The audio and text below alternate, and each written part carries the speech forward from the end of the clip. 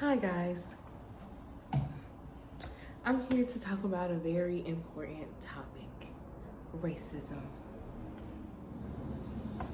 So I want to begin the video off by first apologizing if I sound a little raspy or anything. I did lose my voice, it's just now coming back, so my apologies in advance. Secondly, let me introduce myself. My name is Ashley Hubbard. I am talking about a documentary today that I watched called The Secrets to Changing the World by Mun Wah. It was a TED Talk, and this documentary has really changed my thought process on a lot of things. Myself, being a person of color, I already know racism is real, it's alive, and honestly, I don't think it's going anywhere. If it's taught, well, I believe that it's taught in the home. And, as kids grow up, if they see their parents being racist, doing racist acts, saying racist things, then more than likely they're going to grow up, they're going to do these same things. I grew up in a small town. I've experienced racism for myself, and it's not fun, it's not nice, but again, being a person of color, as you get older, as days go on, you just begin to deal with it. You just begin to understand, like, it's not going anywhere. And from this documentary, he stated from the time that he was born, he basically was kind of stripped of his culture, because when he was born, although his parents named him Mun Wah, excuse me, he went by the name of Gary because they felt like his name was too hard to pronounce for Americans. And the same for his father. His father changed his name to Richard because, again, for Americans, his name was too hard to pronounce. He also stated that he was in first grade and he brought food to school from his culture, and they began to pick on him and make fun of him because his food was smelly. They made fun of him because his eyes were more slanted than theirs. They made fun of his clothes that was also from his culture, and he stated that during lunchtime he threw his food away. He began to stop wearing clothes from his culture, and of course there was nothing he can do about his appearance. But he said that he began to understand that he doesn't have big eyes like white people does. And that just really spoke volume to me, because we compare ourselves a lot to white people. If we don't have what white people have, then we're not as advanced, we're not greater, when we're made beautiful in our image. And understanding racism is hard, especially for a white person, because they don't go through the things that a person of color goes through. And I love that in this documentary, he said that a person of color doesn't want to be poor.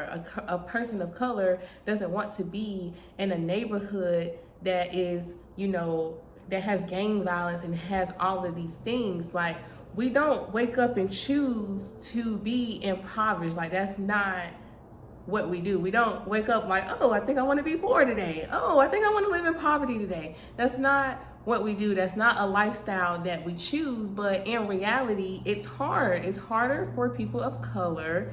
And we see it. We see white privilege all the time. We see it every single day.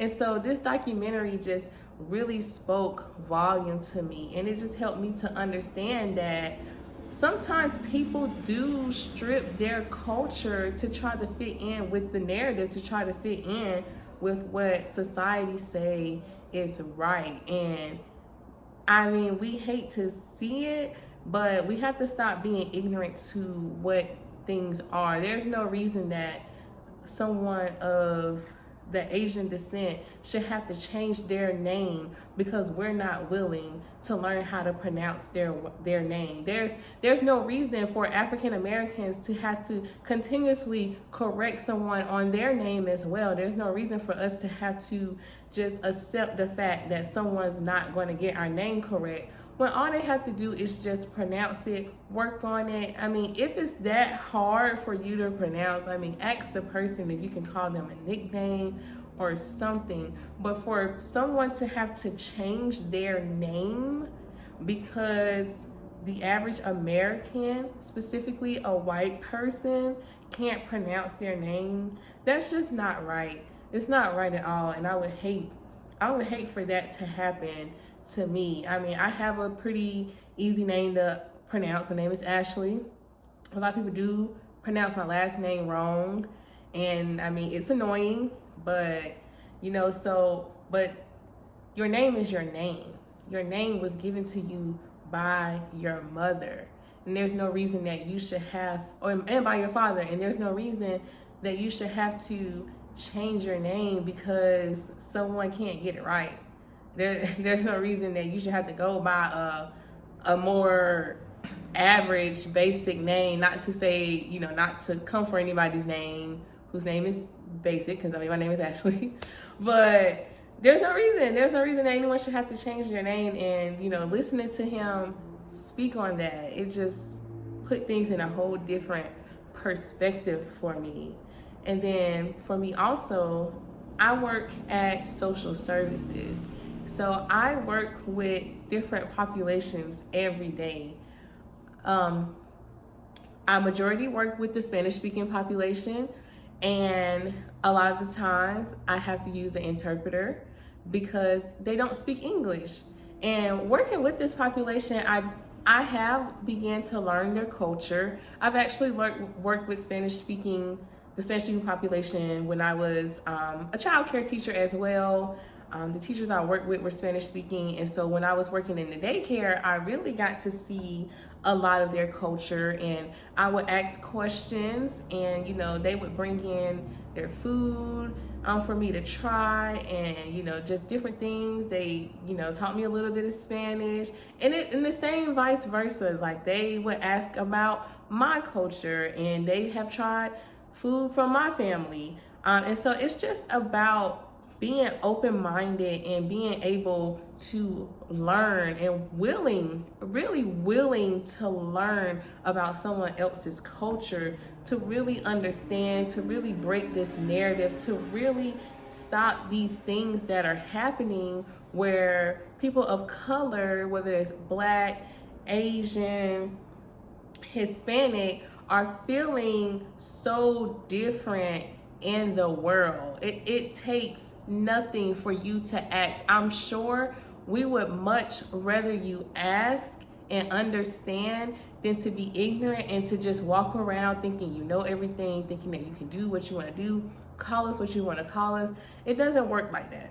It doesn't work like that at all. And I really enjoyed this documentary because of the fact of what he was stating. And he also spoke on how a Black man killed his mom, and because of that, his dad didn't want him to be around Black people. He didn't want Black people in their home and things like that, which trauma does cause things like that to happen.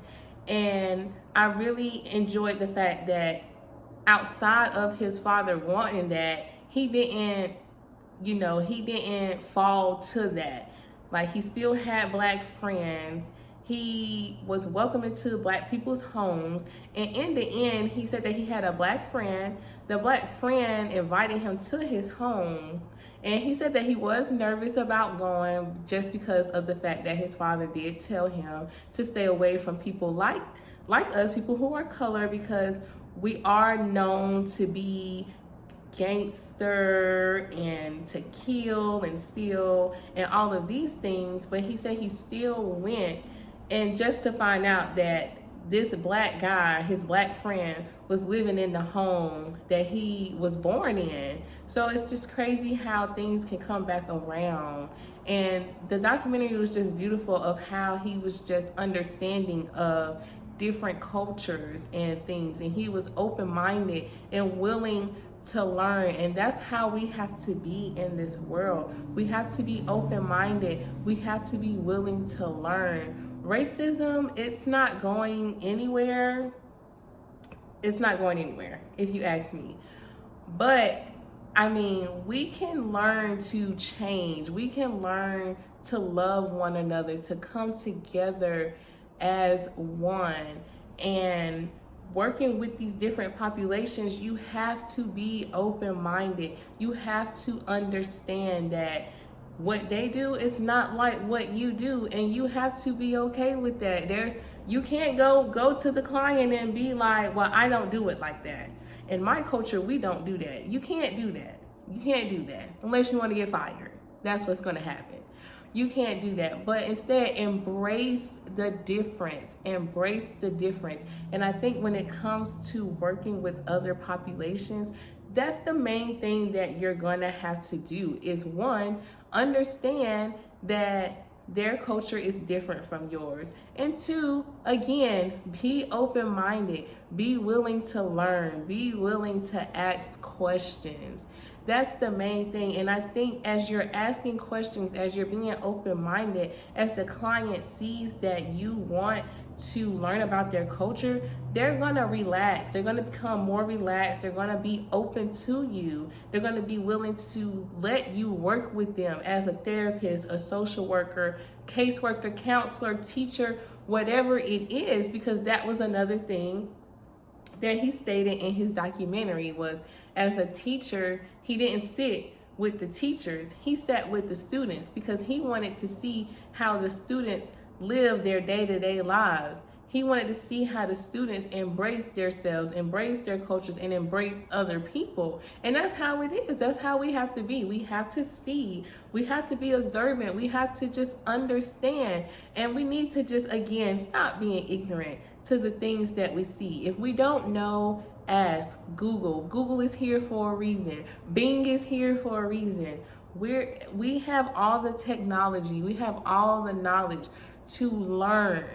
And that is the most important thing when working with clients of another culture, working with clients of another race, ethnicity, all of those things is to learn, And so, again, listening to that TED Talk was amazing. I thoroughly enjoy it. And I thank you guys for listening to my TED Talk. Bye.